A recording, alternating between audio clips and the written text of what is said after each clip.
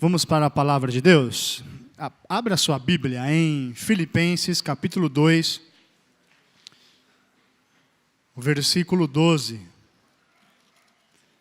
Filipenses, capítulo 2, versículo 12.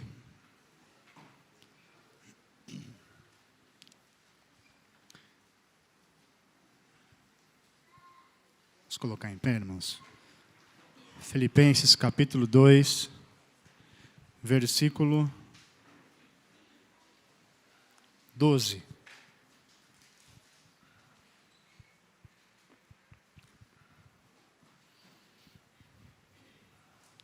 Diz assim: Assim, meus amados, como sempre vocês obedeceram, não apenas na minha presença, porém muito mais agora na minha ausência, ponham em ação a salvação de vocês, com temor e tremor, pois é Deus quem efetua em vocês tanto o querer quanto o realizar, de acordo com a boa vontade dEle. Façam tudo sem queixas nem discussões, para que venham a tornar-se puros e irrepreensíveis, filhos de Deus, inculpáveis, no meio de uma geração corrompida e depravada, na qual vocês brilham como estrelas no universo, retendo firmemente a palavra da vida. Assim, no dia de Cristo, eu me orgulharei de não ter corrido nem me esforçado inutilmente. Deus bendito, nós te louvamos, te glorificamos, porque nós já sentimos a Tua presença através dos cânticos, a Tua comunhão está neste lugar.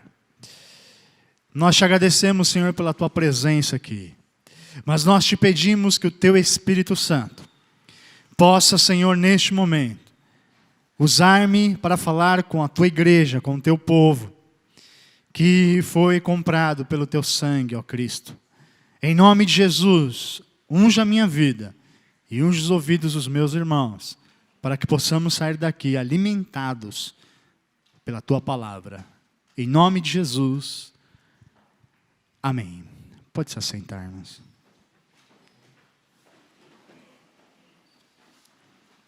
Glória a Deus. Queridos, hoje é um dia muito especial para a nossa fé. Não bastasse ser a ceia do Senhor, que por si só já é uma data maravilhosa e especial, porque ela nos faz relembrar o porquê estamos aqui, porquê viemos na igreja, porquê congregamos, porquê adoramos. A ceia por si só já é um símbolo poderoso para nos aproximar mais de Deus. Não bastasse isso, hoje é a Páscoa. Hoje, o mundo cristão e judaico celebra a Páscoa. Foi numa Páscoa que o nosso Senhor ressuscitou. Por isso essa data é tão emblemática, é tão importante. Foi numa Páscoa que a morte foi vencida. Foi numa Páscoa que a vitória foi celebrada, foi consumada. Foi numa Páscoa que eu e você, por causa do que aconteceu numa Páscoa, que eu e você podemos ter a certeza de que um dia também nós venceremos a morte. A Páscoa, irmãos, sempre foi uma celebração da salvação. Desde os judeus, como bem lembrou o pastor Vicente agora há pouco, a época dos judeus, a Páscoa celebrava o quê? A salvação. Que salvação? A salvação dos egípcios, que o povo de Deus era escravo dos egípcios. E aí, antes de eles serem libertos, o Senhor ordena a primeira Páscoa. E depois de que eles são libertos, o Senhor ordena que essa Páscoa seja celebrada todo ano, para que eles relembrem aquilo que aconteceu. para que aquele ato poderoso de Deus não fosse esquecido, jamais. Então, a Páscoa judaica, ela lembra a salvação do povo judeu, a libertação do povo judeu da escravidão. E a Páscoa para nós, cristãos, a Páscoa do cristão também celebra a salvação. Também celebra a libertação. Também celebra algo poderoso, milagroso e muito maior do que foi a libertação do povo de Israel. A Páscoa para mim e para você é a celebração da libertação do pecado. A Páscoa para mim e para você é a celebração da libertação da morte. A Páscoa para mim e para você é a celebração da vida. É a celebração de que Cristo ressuscitou. E porque Ele ressuscitou, e porque Ele ressuscitou, a obra da salvação foi completa. Se Cristo tivesse só morrido, a obra da salvação não teria sido completa. Por quê? Porque o salário do pecado, como diz Romanos, o salário do pecado é a morte. O pecado entrou no mundo e com ele a morte. A morte existe por causa do pecado, que é a ofensa a Deus. E Cristo morreu a nossa morte. Mas Ele não só fez isso, Ele ressuscitou. Aleluia. E Paulo em Coríntios capítulo 15 vai falar, porque Ele ressuscitou, a nossa fé não é vã. A nossa fé não é vã. Portanto, a celebração da Páscoa é a celebração da salvação. É a celebração da salvação em Cristo.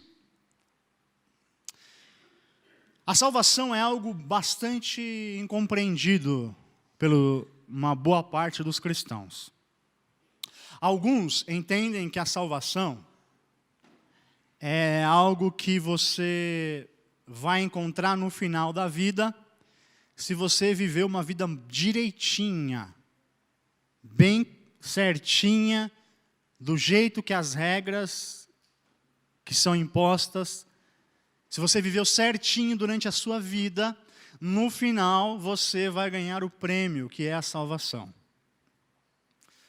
O problema de se pensar assim é que esse ato de Jesus se torna inútil. Se eu posso, com os meus esforços, se você pode, com os teus esforços, se você pode, com a tua santidade, com os teus méritos, ganhar a salvação, para que Jesus morreu? Mas muitos cristãos pensam assim. Eu tenho que viver certo, porque no final da vida eu preciso ganhar a minha salvação. Outros pensam o oposto disso.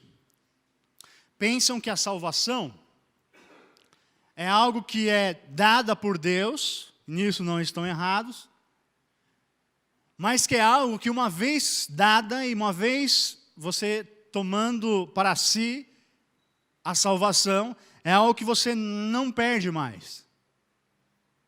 Que não importa o que você faça, que não importa como você ande, não importa como você trate o que você recebeu, para sempre aquilo vai estar com você.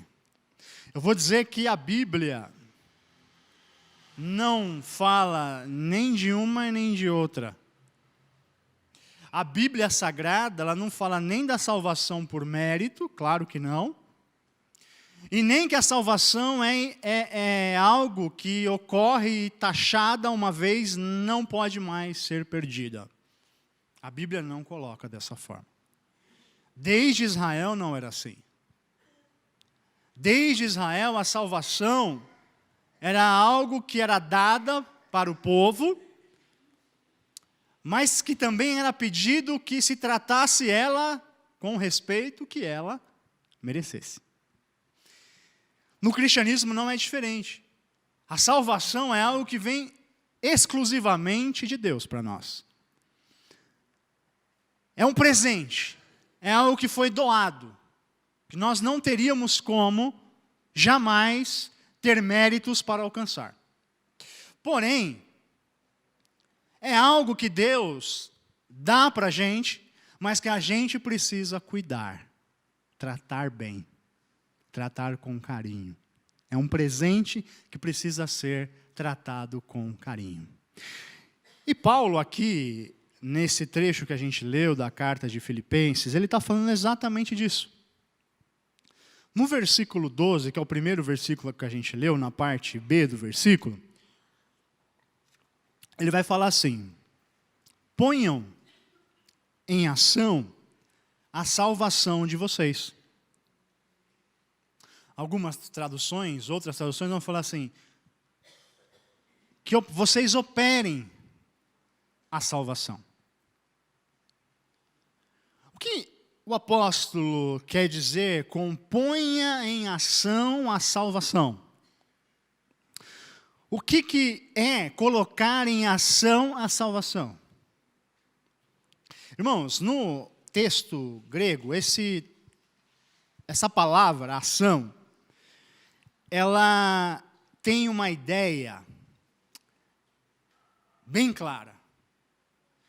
Que o que ele quer dizer aqui é que nós tenhamos cuidado, que nós tratemos com cuidado aquilo que nós ganhamos. Essa palavrinha aqui, ela é muito utilizada no meio da agricultura, lá no povo antigo, no grego antigo. É uma palavra que era usada no seguinte: olha, cultive, cuide. Para o agricultor cuidar bem da sua lavoura, essa palavra era muito utilizada. Cuide bem. Cuide bem. Pôr em ação é não tratar com desleixo aquilo que a gente recebeu. Pôr em ação a salvação é cuidar do terreno bom e fértil que nós recebemos. Eu e você, irmãos, a gente era um terreno estéril, seco. Um agricultor, ele não pode de forma nenhuma fazer a terra produzir na terra seca. Ele pode ter as melhores técnicas, mais modernas que existem no mundo hoje. Mas uma coisa, eu não sou expert nem agrônomo, mas uma coisa eu sei: não se planta nada em terra seca. É óbvio. É a umidade que vai fazer a semente germinar. Para se nascer algo, é preciso estar num terreno fértil, um terreno úmido. E um agricultor não tem condições de fazer chover na sua plantação.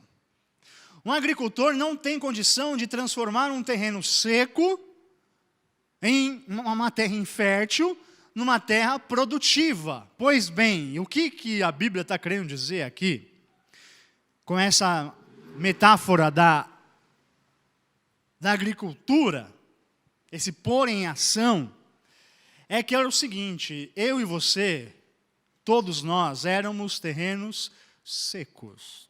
Nós éramos miseráveis e vivíamos num terreno seco, em terra seca.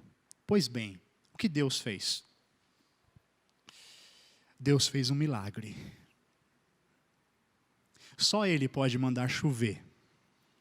Só Ele pode mandar fazer uma terra ser fértil. Só Ele. Pois bem, o Senhor transformou a terra seca, que era eu, que era você, que éramos nós. Ele transformou em terra fértil. E não só isso, Ele encharcou essa terra com seu Espírito. E Ele fez um milagre. E agora essa terra que nós morávamos, que era a terra seca, agora é uma terra produtiva. Agora é uma terra que pode produzir frutos. Aleluia. E isso a Bíblia chama de graça. Isso é graça. Aleluia. Louvado seja o teu nome, Senhor, pela graça. A graça transforma terra árida em terra úmida. A graça transforma terreno improdutivo em terreno fértil. A graça é o milagre de Deus em nós. Aleluia. Deus fez o milagre. Transformou por aquilo que Cristo fez, aquilo que era inimizade com Ele, portanto era terra seca, agora por causa do favor, da graça, é terra úmida, pronta para receber o fruto de Deus. Aleluia. Então, isso é um presente. Eu e você éramos miseráveis, morávamos numa terra seca. O Senhor colocou a gente numa bela de uma chácara, com um rio irrigando tudo ao nosso redor. Esse é o milagre de Deus. Essa é a graça, esse é o presente. Qual é a nossa função? O que é pôr a nossa salvação em ação? É sermos um bom administrador do presente que recebemos. Ser um bom administrador do presente que recebemos. Essa terra boa que a gente recebeu, essa terra fértil que a gente recebeu, precisa ser cuidada. Essa é a nossa parte. Percebe que a salvação não é por aquilo que nós podemos fazer? De jeito nenhum. Eu não tinha, você não tinha, nós não tínhamos o poder de transformar essa terra em terra produtiva. Deus fez isso por nós. Qual é então a minha e a sua função na salvação? É cuidar, é olhar. Deus fez a terra úmida, Deus pôs semente boa, e agora a gente precisa cuidar dessa terra, para que a terra produza e nasça bom fruto. E o fruto não é nosso mérito, o fruto é de Deus. A nossa ação é cuidar. Como que a gente faz isso, pastor? Cuidar bem da salvação. Paulo vai falar no versículo seguinte, o que é realizar a ação, a salvação, a ação para a salvação, com tremor e temor. Olha que interessante. Essa palavra temor, ela é, no original, uma palavra que é espantoso. É um espanto. Quem presencia um milagre, eu fico imaginando os israelitas presenciando o milagre do Mar Vermelho. Que coisa! Que espantoso que foi aquilo. É essa palavra que Deus usa aqui. O que Deus fez conosco deve gerar em nós um espanto. Nós não devemos estar indiferente com a grandiosidade desse milagre. Temor é você olhar para aquilo que Deus fez e falar: o que eu te darei em troca disso? A minha vida é tua, aleluia. Eu vivo agora para o teu louvor. O que o Senhor quer de mim? Aí ele vai falar assim: nada. Mas você fala assim: eu te dou a minha vida em adoração. Colocar a fé, a salvação em ação, é colocar a sua vida para viver para a glória desse Deus tão maravilhoso. É viver o que o Senhor quer de mim, qual o melhor para a minha vida. É olhar para o texto sagrado e ver os lindos conselhos que Ele tem para nós, e olharmos para Ele e deixar Ele trabalhar em nós, moldar o nosso caráter, moldar o nosso dia, moldar a nossa vida. Isso é cuidar bem desse presente. É fazer a nossa parte nessa parceria que Deus fez. Deus fez o que não podíamos fazer, transformar a terra seca em terra boa. E agora Deus pede para nós: cuidem desse presente com temor e tremor. Aleluia. Por isso devemos fazer tudo sem queixa. É o versículo seguinte. Versículo 14 diz assim: façam tudo sem queixas e sem discussões. Tudo o que fomos fazer, mas Deus, eu não estou entendendo. A situação presente em mim é uma situação tão difícil, tão delicada. Você tem noção do presente que você recebeu? Você tem noção de quem você era espiritualmente, pobre, miserável, numa terra seca? Tenha gratidão no coração. Faça tudo sem queixa. Aleluia. Nem discussões. Sirva o próximo. Sirva ao próximo, porque você foi servido pelo Deus de toda a glória. E aí, irmãos, quando você fizer isso, o que vai acontecer? O fruto, que é a sementinha que Deus plantou em você, vai crescer. E você lembra, todo mundo sabe de cor um texto maravilhoso sobre o fruto do Espírito, e é isso que acontece com a gente. Olha lá, vamos só relembrar Gálatas 5:22. Quando você, quando nós cuidamos daquilo que recebemos, daquilo que foi plantado em nós, quando nós fazemos a nossa parte, colocamos a nossa ação, a nossa salvação em ação, o fruto de Deus vai crescendo, vai germinando. E olha só quais são, qual é o fruto que vai ser gerado em nós. Mas o fruto do Espírito é amor, alegria, paz, paciência, amabilidade, bondade, fidelidade, mansidão e domínio próprio. Que coisa maravilhosa. Isso daí está dentro de você. Não, mas eu não tenho paciência, eu não sou tão bondoso, eu não tenho tanto amor, eu não tenho tanta fé, eu não tenho... Olha, pastor, vou ser sincero, eu não tenho nada do que está aqui. Talvez você não tenha colocado a sua salvação em ação. Talvez você não tenha cultivado e cuidado do presente que você recebeu, mas você tem. As sementes de tudo isso aqui está dentro de você. A terra boa que Deus plantou dentro de você, a semente é isso aqui. Só coisa boa. Para você fazer isso tudo, tomar forma, germinar, florescer, é necessário cuidar do presente que você recebeu. Aleluia. E aí, o bonito disso tudo, vamos voltar lá para Filipenses, no versículo 15. Ele fala o seguinte, depois então tem um processo aqui, né?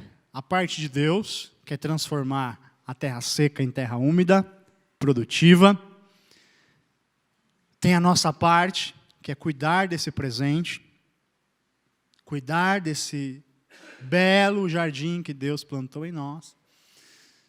E aí tem o fruto. E aí o fruto é o que nós lemos. E aí quando isso acontecer, olha só o que vai acontecer. Versículo 15. Para que venham tornar-se puros e irrepreensíveis, filhos de Deus, inculpáveis, no meio de uma geração corrompida e depravada, no qual vocês brilham como estrelas no universo. Aleluia, que coisa bonita. Então o fruto que está em mim e você, em alguns a semente ainda está germinando, outros já estão dando frutos externos, maravilhosos e visíveis. Era a mesma função de Israel. Isaías vai falar que Israel era eleito para ser quê? Para ser luz para as outras nações. Para as outras nações enxergarem que Deus era bom. e enxergando que Deus era bom, desejassem o Deus de Israel. Pois bem, para que Deus quer que você dê todo esse fruto? Para que Deus quer que você seja amoroso, amorosa? Para que Deus quer que você tenha paz na sua vida? Para que Deus quer que você seja uma pessoa amável, seja uma pessoa fiel, seja uma pessoa que tenha domínio próprio? Para quê? Para que você brilhe. E brilhando, que as pessoas olhem em você, glorifiquem o teu Deus e desejem conhecer um pouco mais desse Deus. A geração que nós estamos vivendo é tudo o que Paulo falou aqui, ó. Terrível. Uma geração corrupta. Vivemos num país corrupto. Vivemos num país onde as trevas têm avançado. E quem pode detê-la? Os filhos de Deus. Como? Brilhando, para que as pessoas olhem e falem, alguma coisa diferente essa pessoa tem. Eu não sei o que é. E aí, olhando para você, sintam vontade de perguntar, o que você tem? E você diga, eu tenho Deus em minha vida. Não é por meu mérito, mas é por mérito dele, que transformou a minha vida. Eu era de outro jeito, mas ele me transformou em um terreno fértil e plantou em mim sementes, e as sementes produziram frutos, e esses frutos são para a glória dele e para que você seja alcançado. Aleluia. Você é terreno fértil, Deus já plantou em você. Deus já fez aquilo que era impossível. Deus já fez aquilo que era impossível. Transformar uma terra seca em terra fértil. Qual é o teu papel, o meu papel? Cuidar desse grande milagre que se chama graça e que todos nós recebemos. Cuide, porque você vai ver o resultado na sua vida. Os frutos do Senhor vão começar a florescer. Amém? Aplauda ao Senhor pela palavra de hoje.